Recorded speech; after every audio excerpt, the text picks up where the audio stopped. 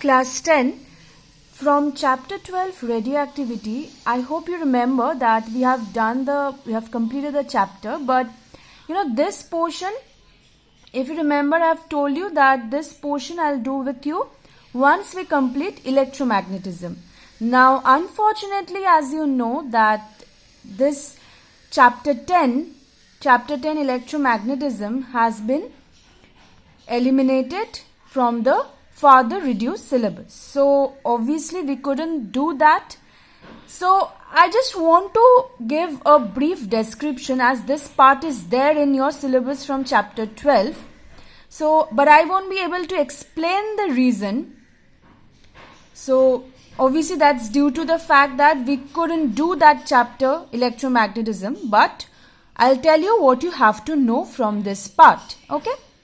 So what is this about? This is Rutherford.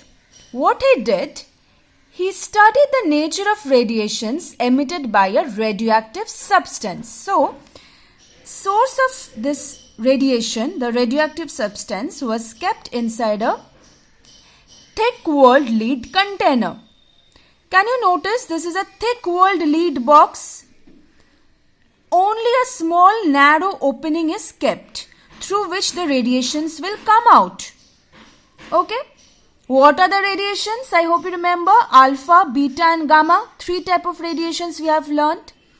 Now, why this thick lead box is taken? You sometimes get this type of question also. You will have it in the back of the chapter also, this question, that why thick walled lead box is taken inside which the source is kept. Why? And only a narrow opening is kept. Why? So that radiations will come out only in one direction. That means out of this narrow opening the radiations will come out, and it will not leak through the any other direction. Okay, because if this is a radioactive substance, then radiations come out in all possible directions, but we want it to come out in one particular direction through this narrow opening, which is why this is kept open, remaining covered with a thick walled lead box. Why? Because you remember, alpha, beta, gamma. Alpha has the least penetrating power. Therefore, it causes the least biological damage. Right? So, that's why alpha can be stopped even with few millimeter thick paper. For beta, we need a bit more. And for gamma, to stop the gamma radiations have the maximum penetrating power. So to stop them, what do we need? Thick lead walls. That's why the workers working in the nuclear factories, those wear the lead aprons. We have done all those things. That's why gamma radiations cause a maximum penetrating power. So they are used in various medical purposes also. We have learned this because they can penetrate through the human skin, right?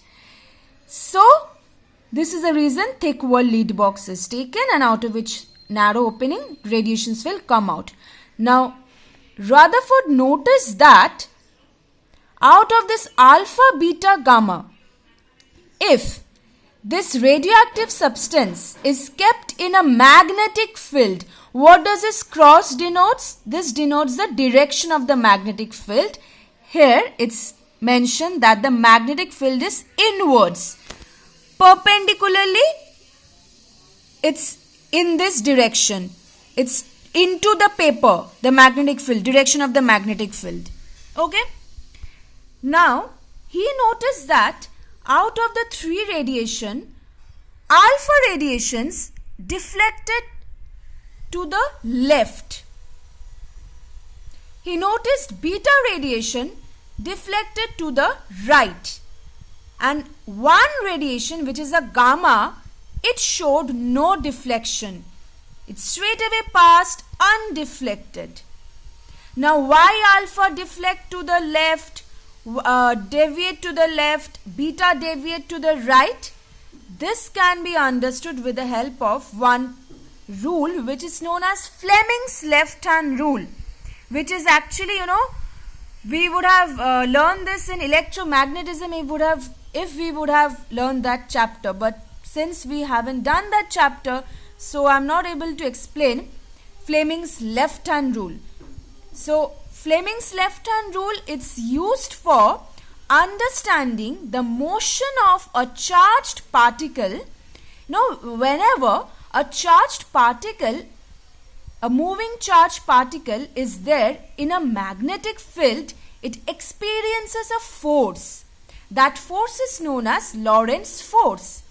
Due to that force, that means a charged particle, it will undergo a deviation in its original path. Suppose it's moving in a certain path, due to that force, it will undergo a deviation in its path. Okay? So that direction of motion can be determined with the help of Fleming's left hand rule.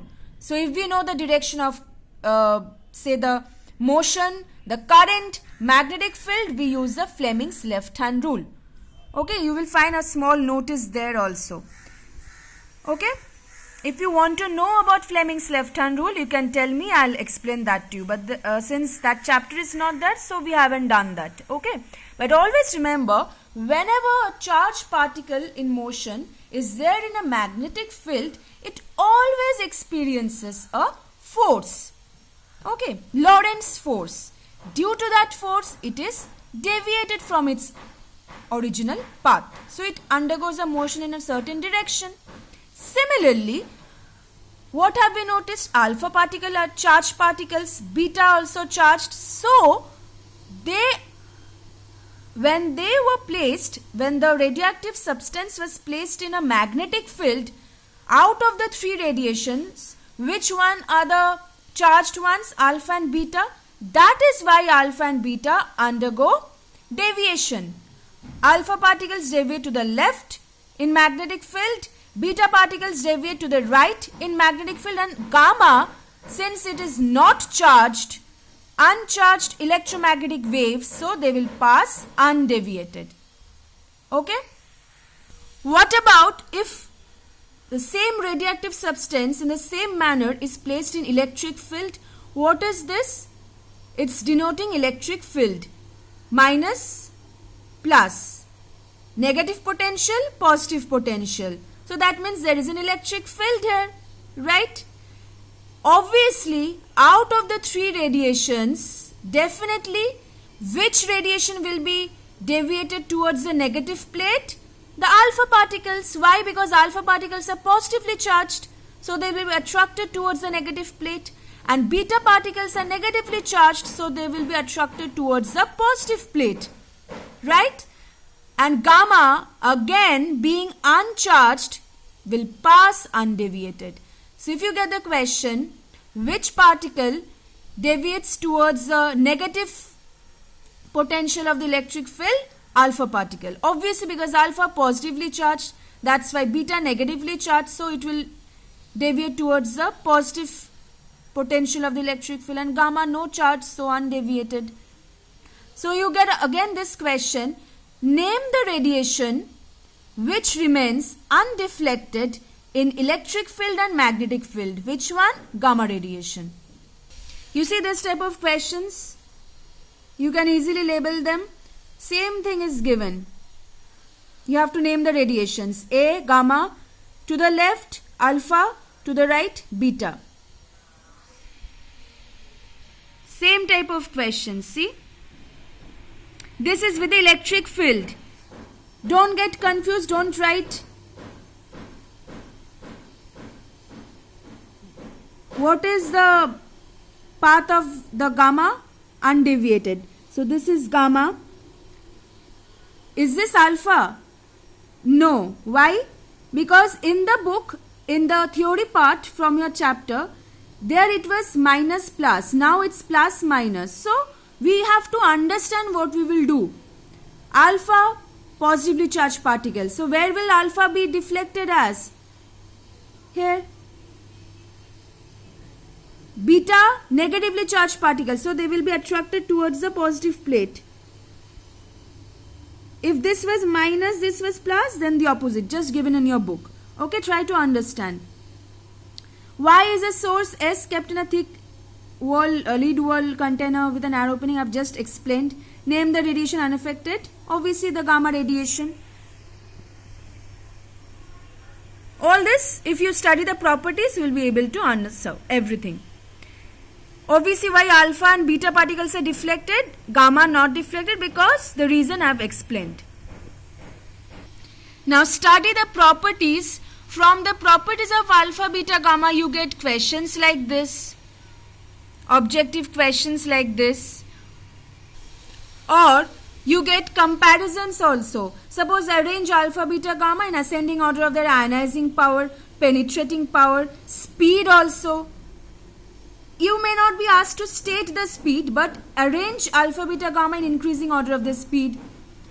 Which one has the highest penetrating power, which one has the least penetrating power, which one has the least ionizing power, like this. Give the charge and mass of alpha, give the mass of gamma, which one has a zero rest mass, gamma. So all these things you will have to, for those you will have to study the properties. Then suppose this type of questions, what happens when beta particle is emitted? What is the change that takes place? We have done that. What change takes? Beta particle is emitted, then simply the atomic number, it increases by 1. So just go through those portions, you will be able to answer all these things. What happens when alpha particle is emitted? What happens when beta particle is emitted? Gamma, is there any change? No change. This type of questions. Okay. Why is radioactivity a nuclear phenomena? I hope you know this. That had radioactivity been the extranuclear phenomena, or suppose if it was such a phenomena in which the electrons would have taken place, then what would have happened? It would have been affected by the physical changes or other chemical changes, but that does not affect the radiations. So it's basically purely the phenomena which takes place in from the nucleus. So the radiations are emitted from the nucleus. These questions, this I have already explained.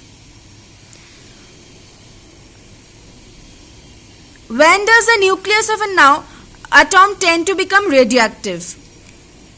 You mentioned the key point, that is when the number of neutrons is very, very large than the number of protons.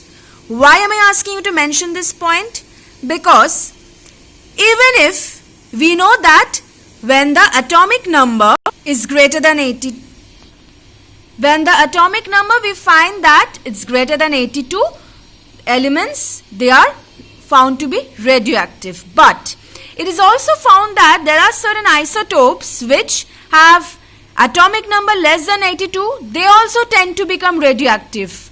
So what is the key point then which triggers this nucleus of an atom to become radioactive? When the number of neutrons is very, very greater than the number of protons, then the nucleus of an atom tends to become radioactive because it remains in the unstable configuration. So it tends to become radioactive. It tends to radiate emissions and try to come to a stable state. Okay.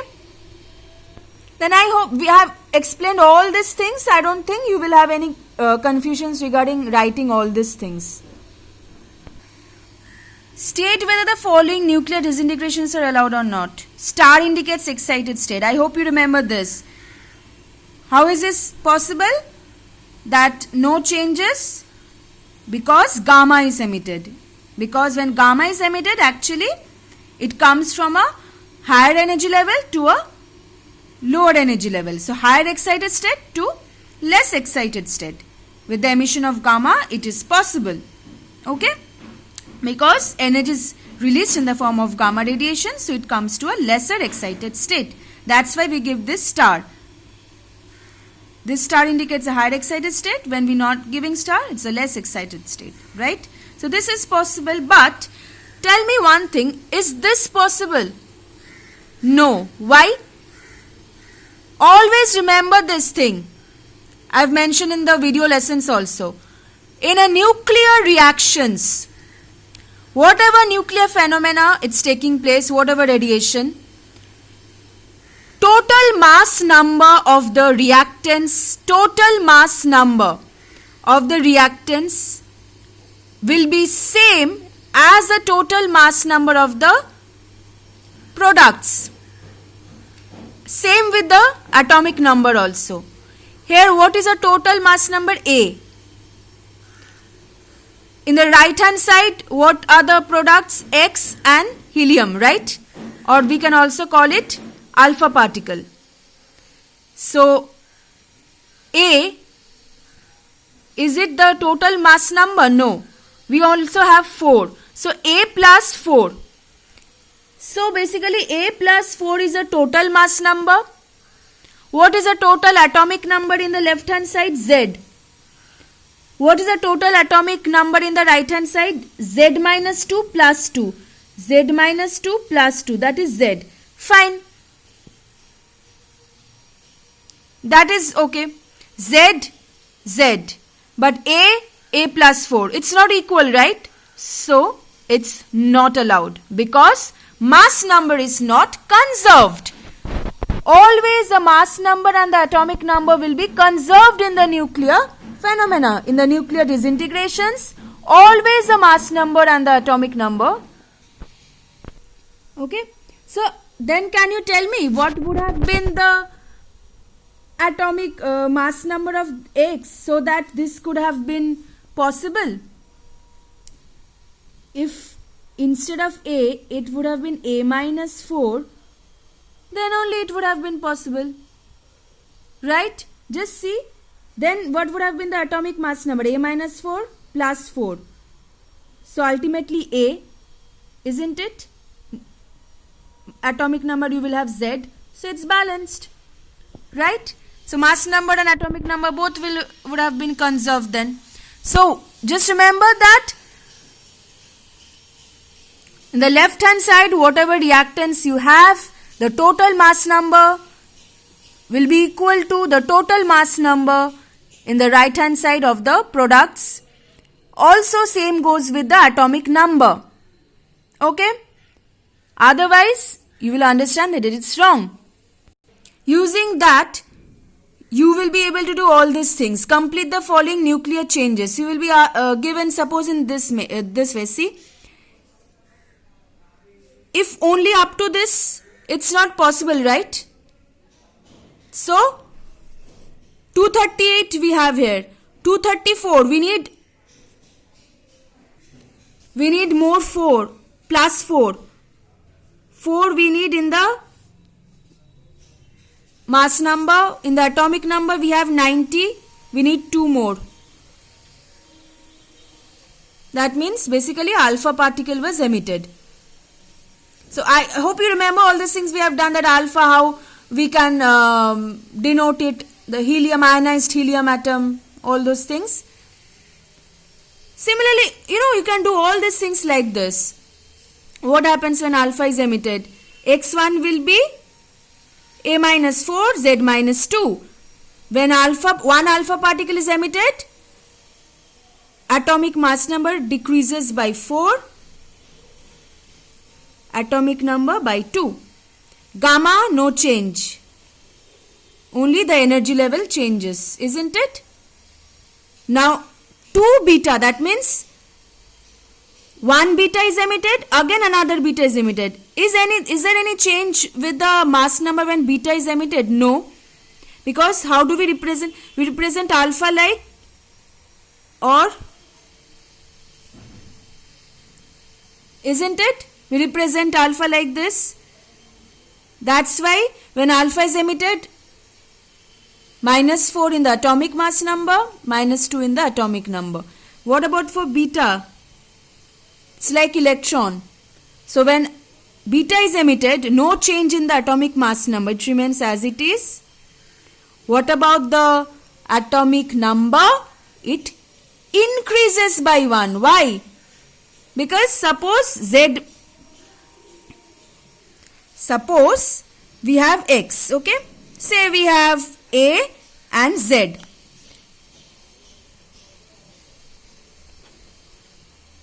Say alpha is emitted.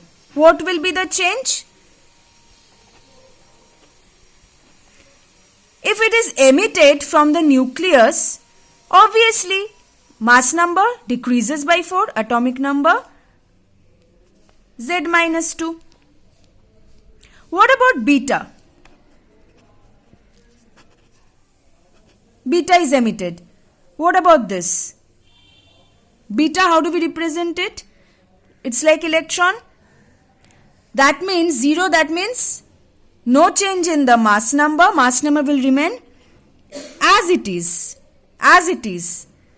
Atomic number Z minus of minus 1. Because here it's minus 1, that's why. So ultimately it will become Z plus 1. So increases by 1. So with the emission of beta, X and Y will become isobars. This also I have explained once. And with the emission of 1 alpha and 2 beta consecutively, what will it become? Isotope. You just see. So, if 1 beta would have been emitted, plus 1, Z minus 2 plus 1, 2 beta. So, Z minus 2 plus 1 plus 1. So, ultimately Z minus 2 plus 2. Z. Because 2 beta is emitted, right? So, for 1 beta, it's plus 1. So, for 2, it's again plus 1. So, ultimately plus 2. So, Z minus 2 plus 2. Z. Sometimes you get like this also. This is not given, blank. This is given, you have to fill this up, and this also. How will you understand? 238 and alpha particle is emitted. That means we know. So what will it become? We can easily substitute 234. 238 minus 4. What about this one? Atomic number minus 2 is 90. So what is this? Something minus 2 is 90. So what is this? Plus 2. That means it was 92. So minus 2 will give me 90. So what can I put here? Just I am substituting this here. Because alpha is emitted. Or if I write alpha here, it's the same thing. See, now it's complete.